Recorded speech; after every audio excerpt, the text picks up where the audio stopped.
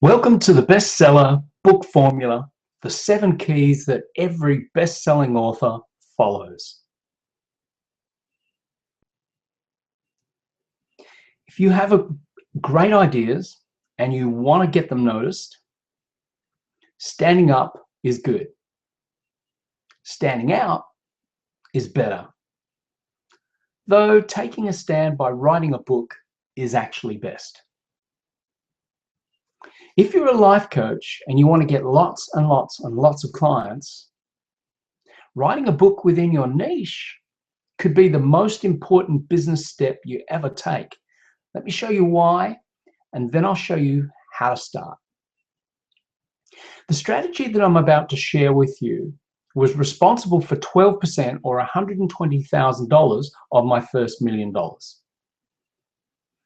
And I did it badly, in my view. But let me show you how not to do it first. Here's my first book. It was called Life Beyond Limits, Infinity Belief. While it's a great book, it wasn't niched enough. Nor did it have a compelling promise. And even still, it did become a bestseller and drove lots of clients my way. I still think it could have been much, much better now that I know what I know, which I'm sharing with you now, of course. But you can't judge a book by its cover only. Well, how about you be the judge? While we know a brilliant cover and crappy writing doesn't sell books, here is what we do know. The cover is the initial asset that gets attention. Online, never ever underestimate the power of a thumbnail, which of course is a small rendition of the cover of the book. This cover sold 200 copies per day. It was a book by J.S. Taylor. When they redesigned the cover, this cover sold 800 plus a day. So some would argue it's a good cover, it's a bad cover, but let us reserve that judgment for a moment. Let's work out what is a good cover. So let's go beyond just the look of the cover. Here is Amazon's #1 bestseller, Viktor Frankl's Man's Search for Meaning. A brilliant, brilliant book. It's in the self-help genre, and that's the area that we're focusing only. It has a compelling promise. It's a search for meaning. It was written in 1946 and it sold over 10 million copies. So you have to argue it's done a pretty good job. Here is Amazon's #2 bestseller. It's The 7 Habits of Highly Effective People. Again, it's a compelling promise. Written in 1989, it has sold over 20 million copies. Here is Amazon's #3 bestseller. It's David Burns' Feeling Good, the new mood therapy book. Again, it has a compelling promise, but I think the compelling promise is actually at the bottom. The clinically proven drug-free treatment for depression. I think that's a pretty compelling promise. It was written in 1980 and it sold over 4 million copies. Here is Amazon's #4 bestseller, again with a compelling promise, Awaken the Giant Within, and its subhead is How to Take Immediate Control of Your Mental, Emotional, Physical, and Financial Destiny. Pretty good promise. Written in 1991, it sold over 1 million copies. Now, I couldn't find any other detail about how much this has sold, this particular book, because I know, of course, many people who go to Tony Robbins seminars and so forth equally purchase the book. So my guess, it is in the tens of millions, this particular book as well. And after all, it was #4 on Amazon as a bestseller. So here is Amazon's #5, The 1 Minute Manager. You know, for those who are time poor, it too has a compelling promise. It was written in 82 and has sold over 13 million copies. All 5 books actually have 6 qualities. They all have a simple title. that is compelling, and it's written or designed in a dominant typeface. So the typeface stands out pretty well. You would argue that Man's Search for Meaning doesn't stand out as well, but there were many, many covers of this particular book, some much better than that one. The title has a clear promise or a unique offering. And all titles have 4 words or no more than 9. And this is some key information here. And the covers have contrastive color themes. So the type stands out really well off the background colors. Again, you would argue that Man's Search for Meaning, not as good. And most have a 4+ word subtitle that inspires its market. If you look at Viktor Frankl's book, for example, The Classic Tribute to Hope from the Holocaust. Now, that was a very traumatic event, and it was a book that actually had promise from that event. When you look at Covey's book, Powerful Lessons in Personal Change, David Byrne's book, The Clinically Proven Drug-Free Treatment for Depression, great subhead. And Awaken the Giant Within, I've read that before to you. How to take immediate control of your mental, emotional, physical, and financial destiny. That's a very big promise. And of course, The 1 Minute Manager, the world's most popular management method. Now, if you're in management, certainly you'd have to read that. Now, here is TheRichest.com's bestsellers. So we've got Dale Carnegie's How to Win Friends and Influence People. Now, this was published in 1937, and this is at number 10. And it's been translated into 36 languages and was one of the first best-selling self-help books ever. So Carnegie was a successful ex-salesman, and he was also a lecturer. And basically, he created in this book the strategies for effective communication, as well as tips for, making people like you and bringing them around to your way of thinking. So it's still hugely, hugely popular today by many, many business people. Then, of course, there is Rhonda Byrne's The Secret. Now, that took the world by storm in 2006 after being featured on the Oprah Winfrey Show. And it then went to the top of the New York bestseller list and stayed there for 146 weeks. So the book, of course, is based on the law of attraction. And there are many people that poo-poo that. Some people think it's fantastic, but you've got to give her credit. She attracted a gross of over 300 million since its publication. So a very successful book. In 1989, of course, Covey wrote The 7 Habits of Highly Effective People. This is both on the Amazon bestseller list and TheRichest.com's bestseller list. And Covey's book was published in 1989. It's been translated into 38 languages. And this remains one of the most popular and influential self-help business management books today. President Bill Clinton apparently was so impressed with this book that he invited Covey to Camp David for tips on how to incorporate its teachings into his life. Then at number 7, we have Rich Dad, Poor Dad. Now, this was published in 1997 after many publishers actually turned it down. It was then picked up by Warner Books and became a New York Times bestseller, and it became a household name, of course. And the whole book was about Robert Kiyosaki's poor dad and his rich dad. And I once met his rich dad, very interesting man. And so we also had, in this case, we had Oprah Winfrey, loved this book. Donald Trump loved this book. Will Smith was also a huge fan of this book. And then there is this book, a very clever book, Who Moved My Cheese? Now, Who Moved My Cheese was published in 1998. It's number 6 on Richest.com's bestseller list. It's been translated into 37 languages, and it remained on the New York bestseller list for an incredible 5 years. So it's a self-help and motivational book, and it's a story essentially about 2 mice, Hem and Haw, I think, from memory.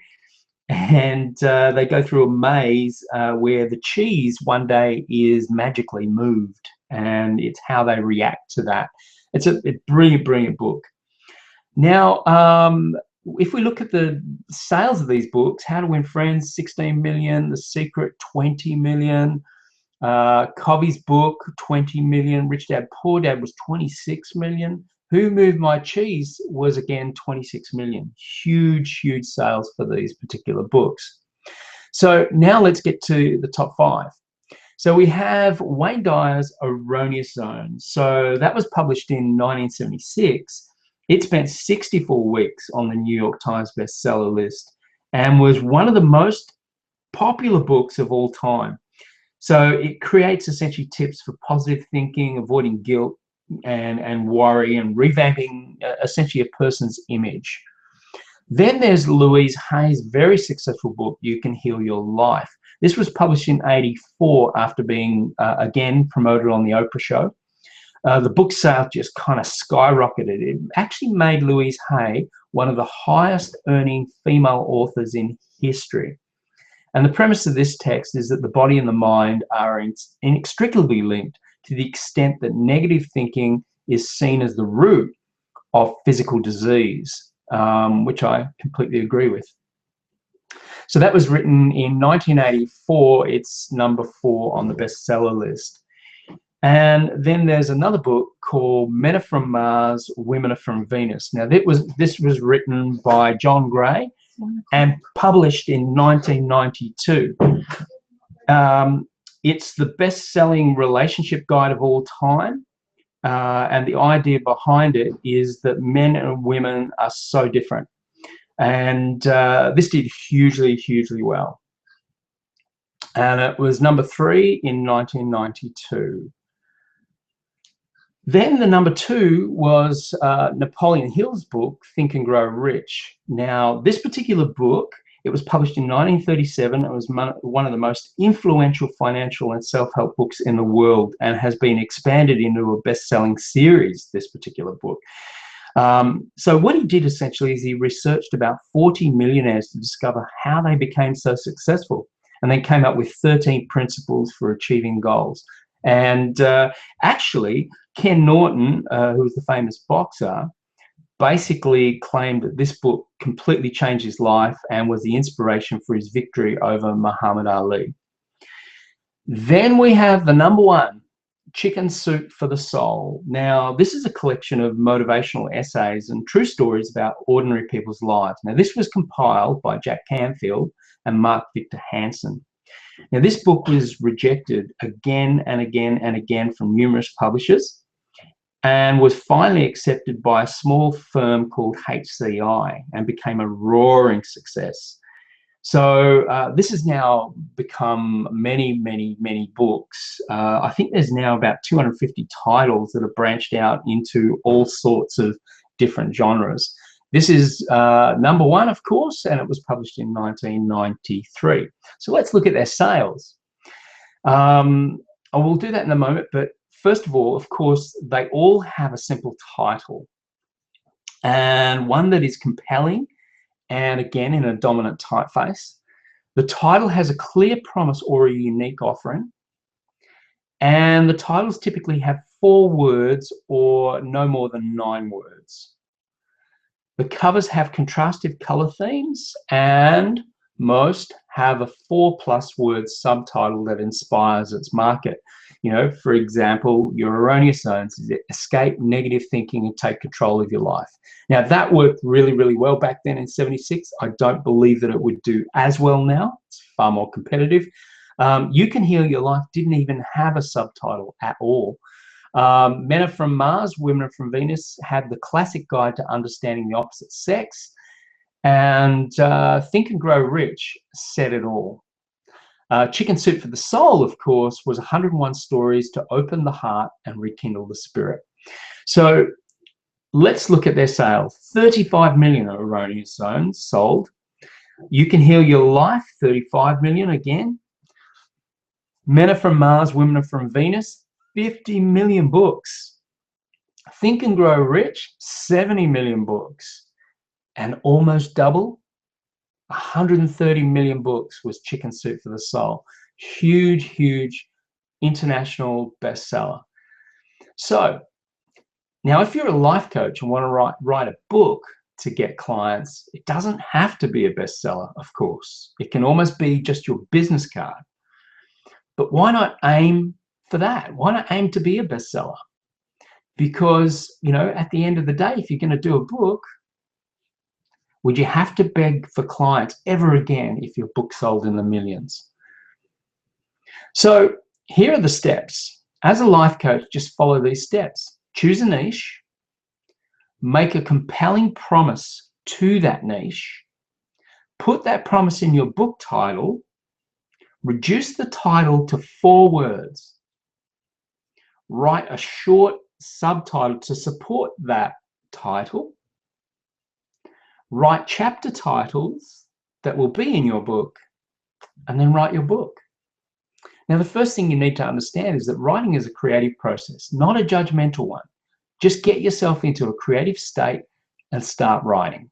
You know, you've got some ideas as to how to craft your book to ensure that it starts meeting, you know, the sorts of criteria that could ensure that it can become an international bestseller. Once you have your book idea, it's time to test it. Now, before you write your book, ask yourself, does your book have a simple title, a compelling or interesting title with a dominant typeface, a clear promise or a unique offering? Does its cover have a contrastive color theme? Does it have a four-word title or no more than 9 words? Does it have a short subtitle that inspires your market? And there is a 7th. But what took Chicken Soup to a staggering 130 million copies? A 7th asset called Rule of 5. It's an action plan. Jack Canfield's action plan, what was it? It was called the Rule of 5. Every day for 14 months before hitting the New York Times bestseller list, we would take 5 action steps every day, is what Jack Canfield said. Ideas such as they contacted 5 newspapers for a review to get a review of the book, sent out 5 free books for a review. They interviewed the top 10 best-selling authors and read 1001 Ways to Market a Book by John Kremer, made 1001 post-it notes of the 1001 ways, and each time they completed a way, they removed it from the wall. It takes some work to grow an attractive garden, there's no doubt about it, but it's so worth it. Get your book right, and instead of chasing butterflies, the butterflies will come to you.